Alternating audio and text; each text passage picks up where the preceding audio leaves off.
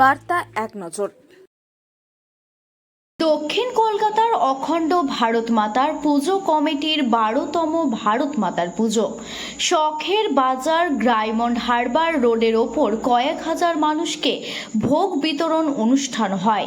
উক্ত অনুষ্ঠানে উপস্থিত ছিলেন দিলীপ ঘোষ এবং রাজেশ সিং, দিব্যেন্দু সামন্ত, অভিজিৎ গোস্বামী, রাম সিং, ওঙ্কারনাথ চক্রবর্তী এবং জয় ঘোষ এবং সুজিত শিকদার। এই সংগঠনের সভাপতি দক্ষিণ কলকাতার অখণ্ড ভারত মাতা পুজো কমিটি। অরুণ লোধের রিপোর্ট, বার্তা এক নজর। এবং পাকিস্তান ধীরে ধীরে একদিকে আইসোলেট হয়ে যাচ্ছে সমস্ত শক্তি থেকে, শারীরিকভাবে মানে সাময়িকভাবে, আর্থিকভাবে দুর্বল হয়ে যাচ্ছে, রাজনীতিভাবে বিচ্ছিন্ন হয়ে যাচ্ছে। এই বিভাজন যে ভুল ছিল এটা প্রমাণ হয়ে গেছে।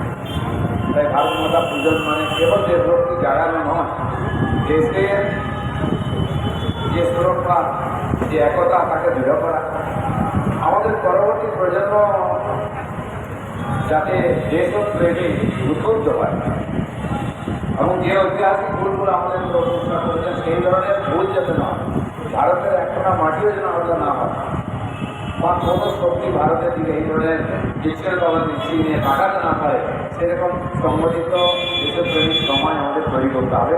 ভারত মাতা পূজনের উদ্দেশ্যটাই পরবর্তীকালে ভারত মাতা পূজনের কল্পনা এসছে।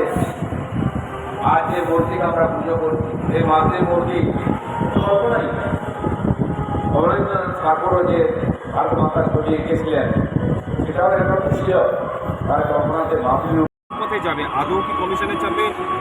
দেখুন, রাজ্য সরকারের ইচ্ছায় তার কর্মচারীদের যে অপরাধ করেছে ওটা লিস্টে সংশোধনের নামে আর জটিল করে বিদেশিদেরকে করেছেন, এটা জঘন্য অপরাধ দেশের সরকারের সংশোধন করা উচিত করেন।